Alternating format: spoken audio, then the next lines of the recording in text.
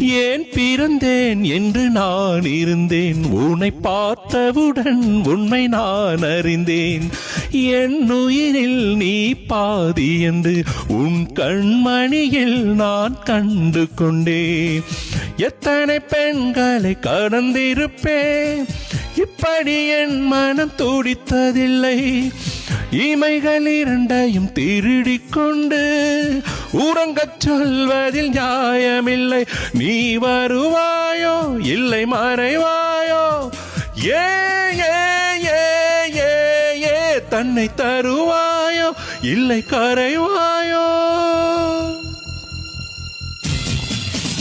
உன்னை பார்த்த பின்பு நான் நானாக இல்லையே.